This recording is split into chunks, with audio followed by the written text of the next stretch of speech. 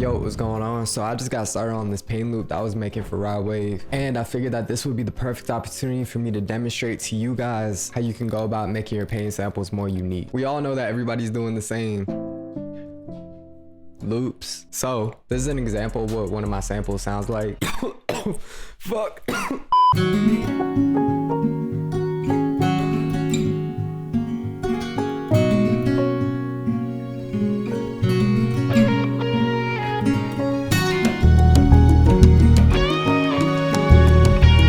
In this video, I'm gonna break down the main techniques that I use to make my pain samples sound different from other people's. So just getting straight into this, all that I have right now is basically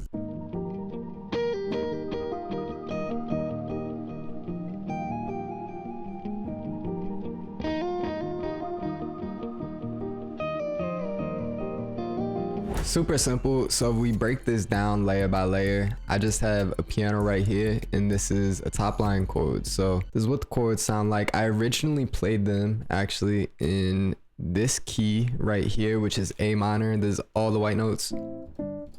Back to what I was playing before. And the MIDI isn't doing anything too crazy, but it can definitely be confusing to someone that doesn't really understand any music theory or know what's going on right here. So to break this down as simply as possible, again, we're playing an A minor, which is all the white notes. The one or the first note or first chord in this scale is A minor. So that's where we are here. If we jump down one note in the scale, then we're on G, and that's the seventh. Then we're jumping down to the sixth, which is this F. So these are like the three main chords that people play in pain. Probably recognize it, right? So the difference with this loop is that I'm actually starting with this F instead of starting with the A. So even though we're in A minor, that's not the first chord I play. I actually don't play an A minor at all in this loop. So I'll start with this F, and then I go to C.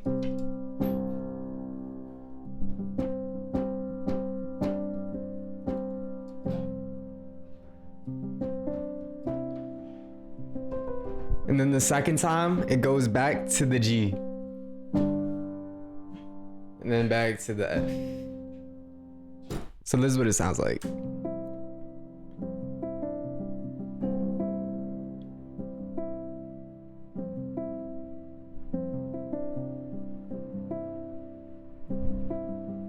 And this C down here is the third in the scale. How do we find that? Well, we start with A, we're in A minor again, then just go 1, 2, 3. And then we land on C. And then after I recorded this, I just pitched it up 3. 1, 2, 3. All right, that's enough of that. Then I kind of just freestyled like a little top line with the same preset.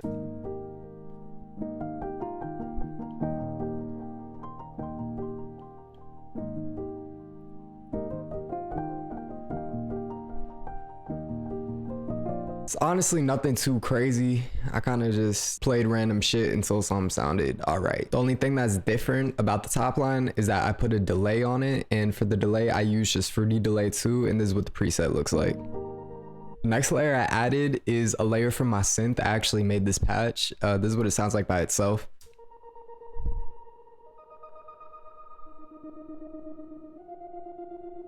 And then this is what it sounds like with what we have already.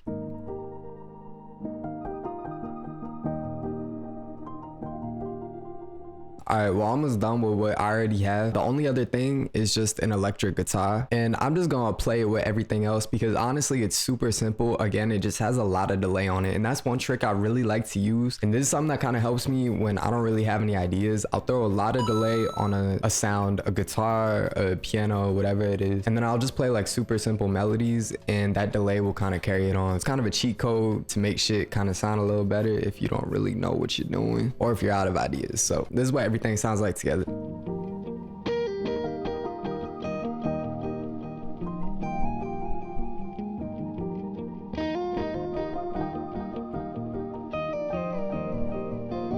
Okay, so you can see down here I started kind of freestyling a melody. I'm gonna go through, see what I have. I don't really remember what it sounds like, and then I'm gonna build off of it and chop up what sounds good from it. So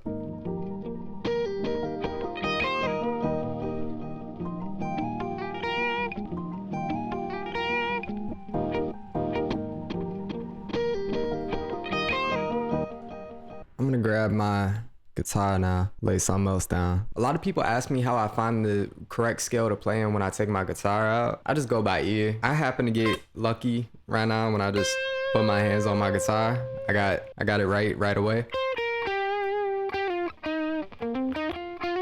Honestly, it's just ear training and figuring out what sounds right. Eventually you'll know the patterns and pick up on what sounds good where and what doesn't.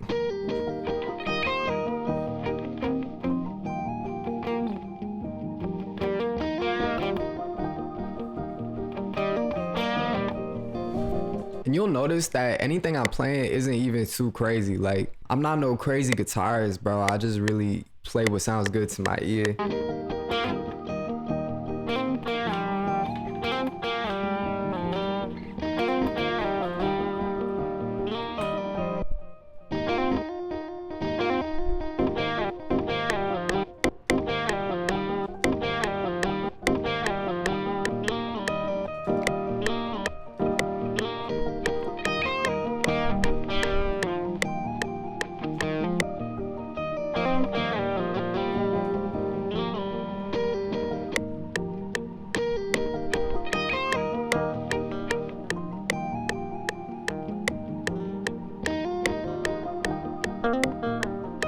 So what I'm doing here is sending the lower pattern that I played to a different mixer channel so that I can add some stereo separation between the higher melody and the lower melody so it doesn't clash with each other. You can instantly hear how there's more separation and each layer kind of has its own identity. Now I really just got to finish up this top line I was working on.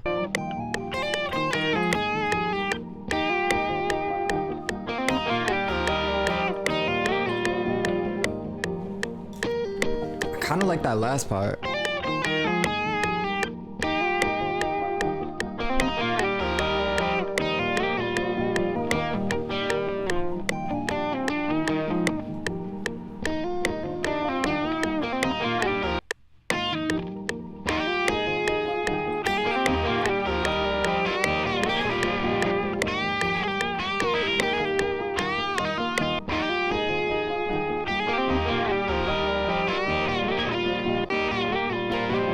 That's done, bro. That top line is hard. Can't even lie. Okay, so one thing that really helps my samples to stand out is that I incorporate a lot of different layers and different sections into my samples. So for the second half, to add some more variation, I'm gonna take some of these layers out and then I'm gonna add like a palm muted rhythm guitar underneath. So I'm gonna go down with the volume so there's not as much distortion. Somewhere around there should be good.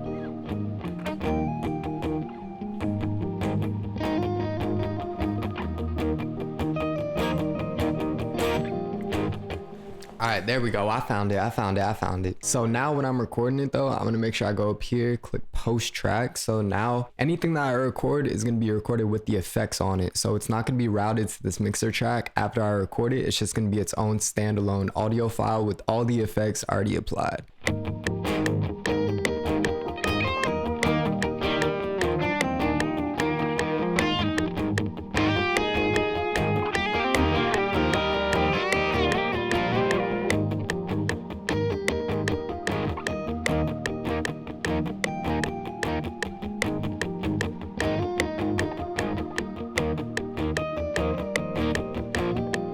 That wasn't too bad. I don't know if I fucked up too much, but look, this is what we're gonna do. So you noticed I recorded it for this full duration. What I'm gonna do is cut it in half, make one of them unique, and then look, it's not on its own channel, so all the effects are on it. I can pan each of these to each side, and now it's gonna sound way bigger.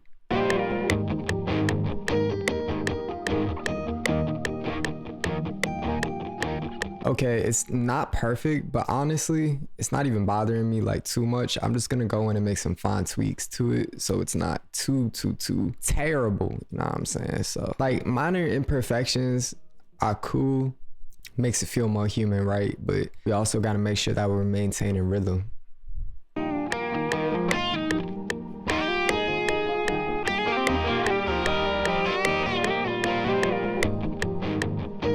See, we're already making progress. Okay, so for right now, I'm done with my electric guitar. So what I'm gonna do is get this out of here. Notice I said electric though. Getting one of my acoustics out now. All right, look, I'm gonna show y'all a cheat code that I do with acoustic guitar to make crazy counter melodies. All right, so what I'm gonna do is grab a capo. You will need a capo. I'm gonna put a capo on any fret, just to experiment. I'm gonna play the open strings with the loop and just see what sounds good and move the capo around. Okay, so I found a random fret that sounds good with what we're doing. I do have to press a few notes, but I'm only playing 2.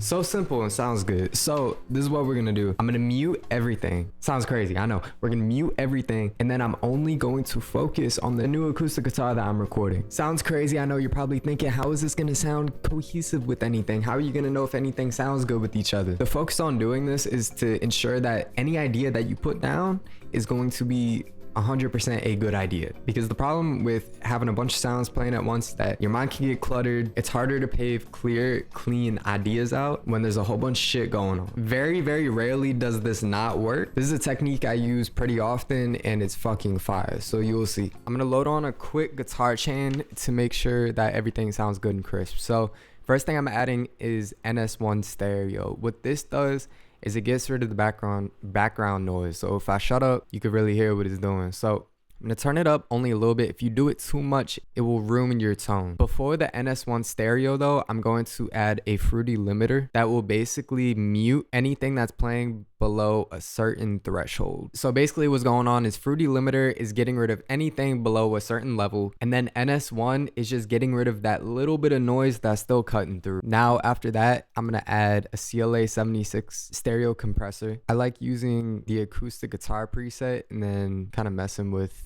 these settings a little bit. Okay, to be honest, what I have now is probably good enough. I haven't listened to anything back yet, so we will see how it all sounds together by itself without putting it back in the loop.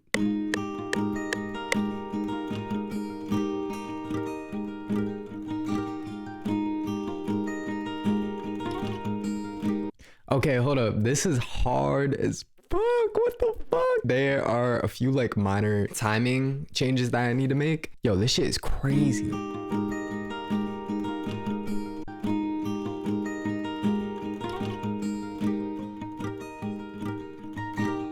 All right, now I'm gonna throw this back in with everything else and see how it sounds.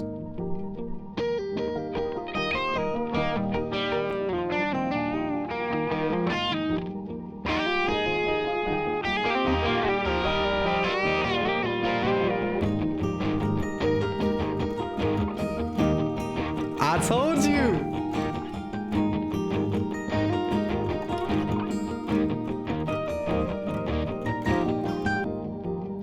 That shit's so crazy, bro.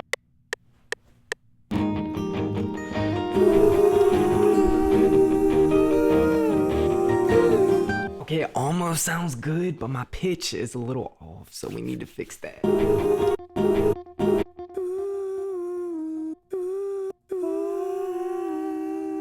I need all of these to be affected differently.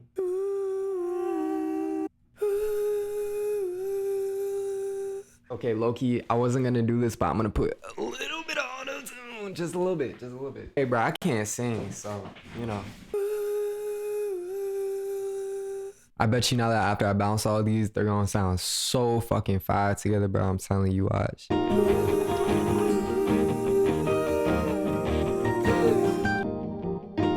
Fire as fuck. I just gotta add a few more effects to it, and it's fire, bro.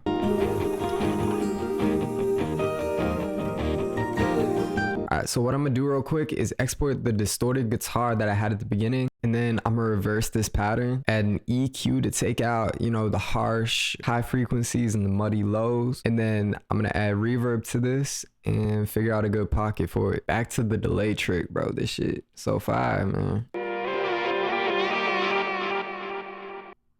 Alright, a few things gotta do real quick. So if you notice how it sounds kind of harsh, even still with the frequencies cut out, one thing I like to do to kind of squish it out and make it feel a little softer is to add a chorus. And this chorus is actually 100% free. It's called Tau Chorus LX. That's what it looks like. Sounds so good. Way better than any stock chorus. I'm gonna use that beginning part.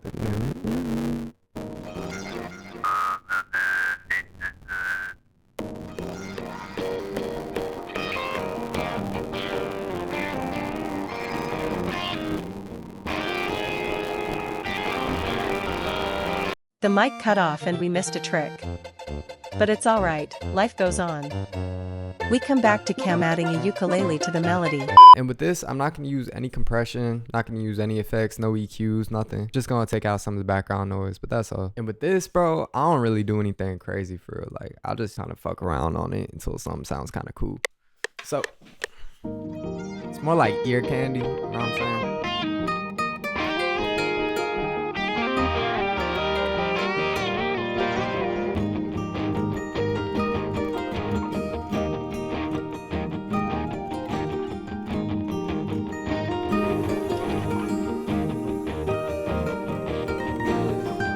That was it, bro. That was it. That shit was hard.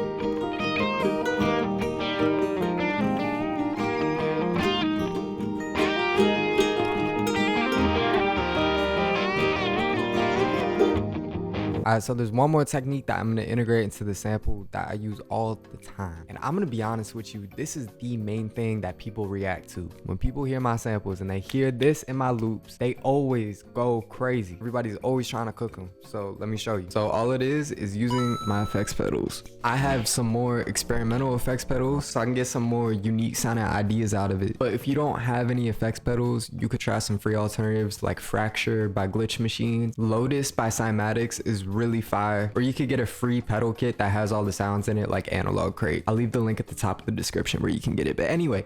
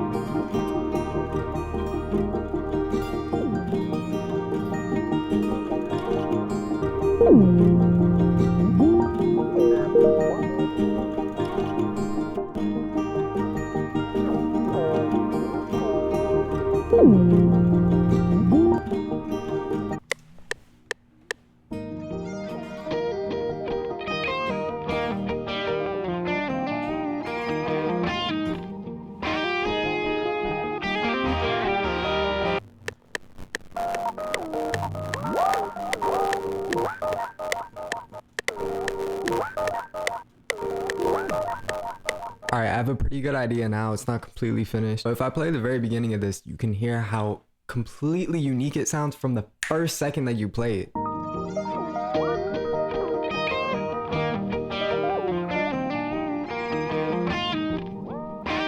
Automatically catches your ear and just go, what is that?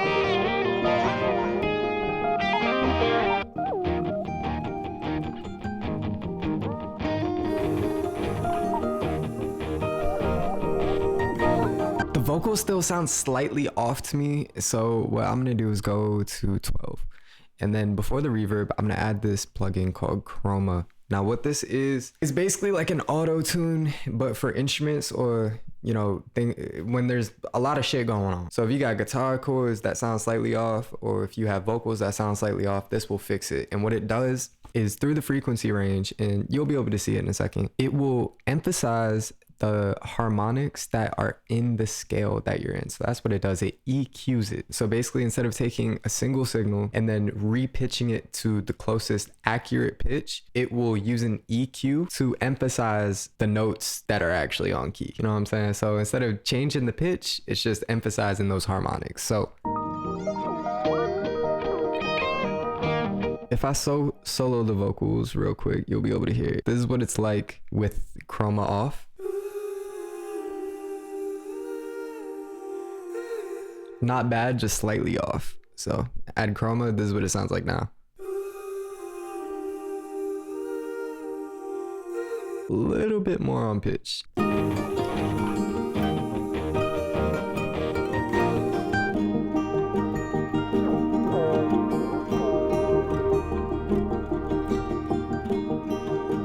Alright, so basically that was the sum of it. Those are really the main tricks that I go to when I'm making pain samples to make them sound more unique. Just to recap, some of the techniques are recording it layer by layer without playing everything back at one time, so you can ensure that every stem is a good idea. Another technique is replacing the chord with softer sounds to create switch ups without even really having to try. Another technique is keeping it more simple in the first 8 bars, and then in the second 8 bars introducing new patterns, and then so on and so forth. And the last big trick is to use effects pedals in your samples to make them stick out more and to give your layers more unique textures and catch people's ear. Hopefully y'all found this video helpful. If you did, let me know in the comments below. Also, if you want to use the loop that I cooked in this video, I'll leave it at the top of the description also, so you can get it there. Anything that I showed you or any sounds that I use in this video will be in the description, so you can easily find it. Anyway, go cook up, go make some crazy shit. I'll catch you on the next one.